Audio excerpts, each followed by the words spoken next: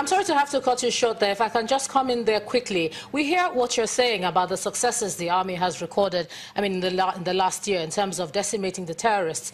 But then we find ourselves coming to the end of the year with this controversy over how much we need now to prosecute the rest of the war. Some people have said that it is more expensive to maintain peace than it is to fight war. And then we have the whole $1 billion controversy in front of us. So what is your stand on that particular issue about whether that is an appropriate figure for us now? Because this tends to confuse us a bit as to how much progress we're making if we need this much to continue to prosecute the war. See, I would not want people to be confused. I'm happy you said, and most people will agree with me, or with us rather, that it is more expensive to maintain peace than to allow the situation to get out of hand before you now start taking care of it. Now, look at where we have come to. Let me now give a simple illustration.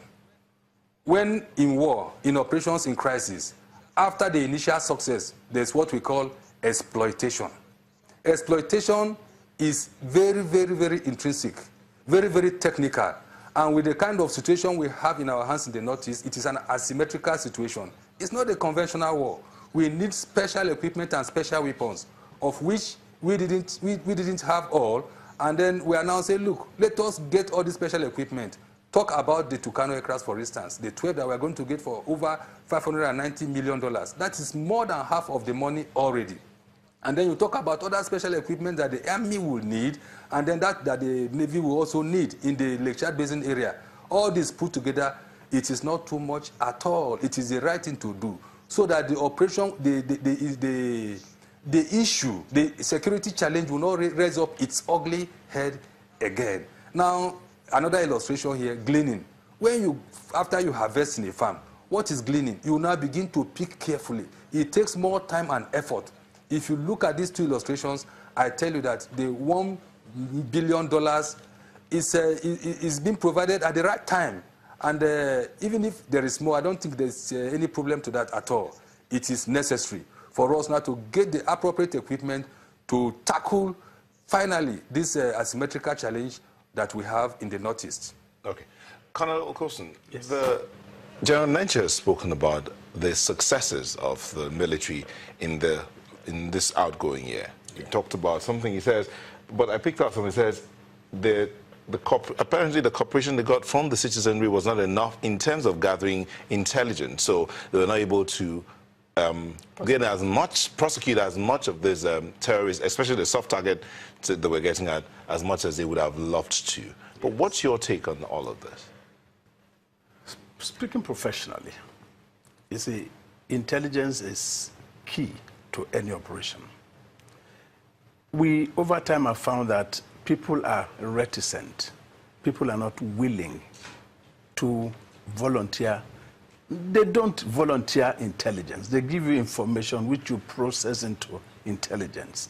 But even at that, people are not willing to come up with information. If I may ask you, please, how do you differentiate intelligence from information? Intelligence is processed information, information that has been assessed, processed, taken through the mill, and then comes out to be intelligence. Oh, we saw some people moving this way, or you saw a column of vehicles going that way, and you're describing some people, the kind of outfit they were in or what they were carrying. It is for the analyst to sit down and say, what could this possibly be? Where were they headed? What could they be going there for?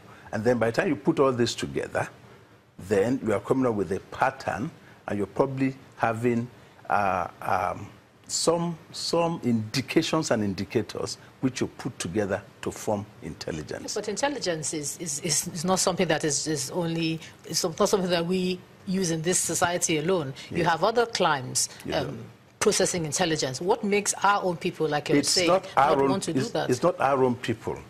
You mean not volunteering information? Yes, you were saying that, yeah. They don't volunteer information, that's what it is. The man in Raqqa would tell you that the citizens there all will not volunteer information as much and as readily as they would want it. If they had the information they needed at the time they needed them, Osama bin Laden probably would have been knocked out much earlier than they did. So intelligence is the result of processed, assessed information. Intelligence is not information. Intelligence is a derivative, from information.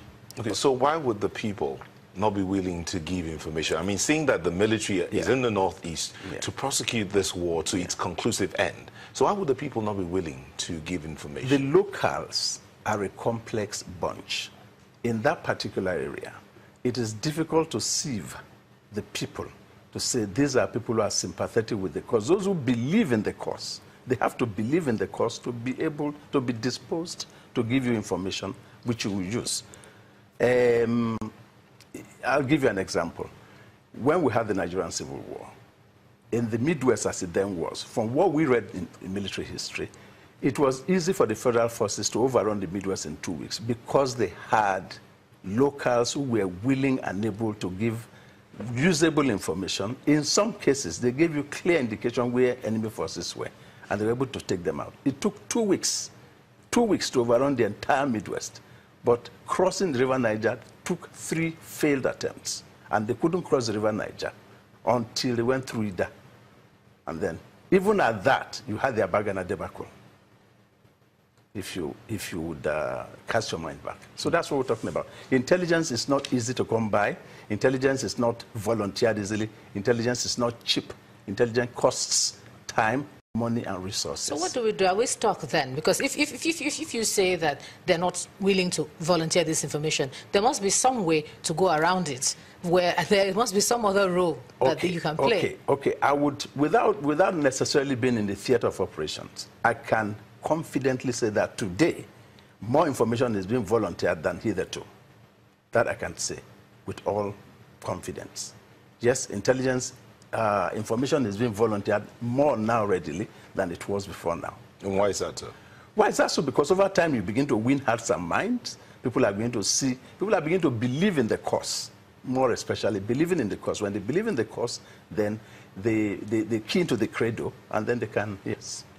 All right, Colonel and General Enenche, we will take a moment and we'll come back to continue this conversation. When we come back, we'll look at military-civil relations as regards and even reconciling the remaining Chibok girls and their parents, and then how the military actions in the southern part, Operation Crocodile, Operation Python Dance, how that has helped military-civil relations. We'll be back shortly. Johnson.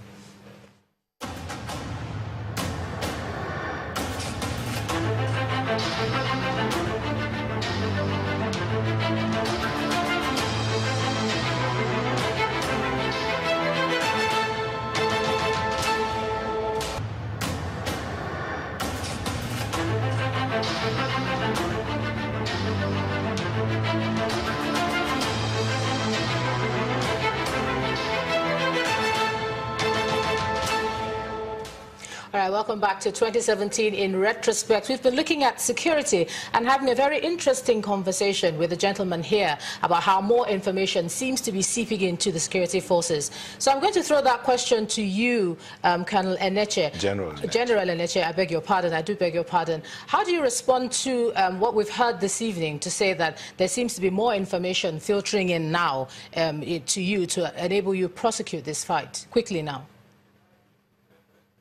Well, with all sense of modesty, I think my very senior colleague, Colonel Francis, has spoken, retired, has spoken about more information filtering in.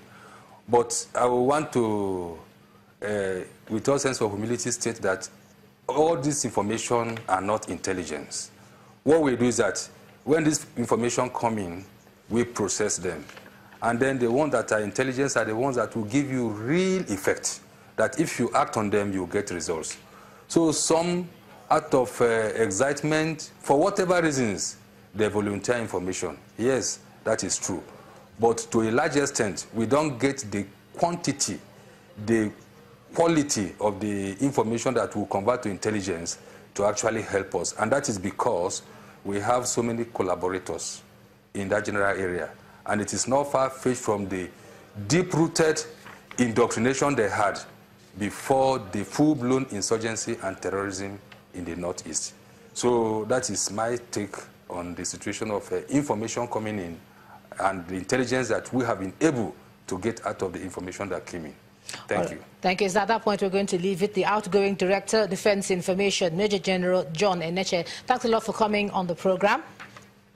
And I'm going to also... Thank you very much. Yes, and to thank you as well, Colonel Francis Okusun, for joining us on the program. Thank you very much. Well, NT, we're going to be moving on to something else. Indeed. We're talking about the economy. Well, we'll come back. The narrative was very colorful in 2017, with the year getting off to a pretty rocky start. Indeed. A lot of belt tightening. The country was in deep recession, and there was no shortage of suggestions from economists all over the way forward. How many compare the nation to a patient on life support which needed drastic measures to resuscitate it? Has the nation been woken up yet? I don't know. I mean, the measures did come, and there was a jolt and coming alive. Well, let's see. Let's see. Yeah. This year was really about stabilizing the economy, and I'm very happy that we're beginning to see the signs of recovery. Now, as we move forward, we will begin to grow, because we are putting the instruments and the needed structures in place for growth. This economy has huge potential. We have potential in agriculture, we have potential in solid minerals, we have potential in manufacturing, we can make our own clothes, we can make shoes, we can do so much in this country. But what's been missing has been the enabling infrastructure. The cost of doing business is so high. And of course also the way in which we do business, and I'm sure the Minister of Trade and Industry and Investment will talk about that, the ease of doing business. We make it difficult for people to start businesses. He's working very hard on that. But in the Ministry of Finance, as we go forward, our focus now is going to be more on revenue. We borrowed quite a lot last year. We don't want to borrow as much. We want to look at revenue sources. So we're blocking leakages. I want to just tell you that it's looking a lot better than it did this time last year, and it's going to get better. Nigeria is coming out of the recession, and we're going to come out much stronger, so that the 36 states all contribute, because every single state is viable. Every state has some form of viability. And we have the right type of young people, energetic people, entrepreneurial people. What government wasn't doing was supporting them with the right infrastructure and conditions, and that's what this government is correcting.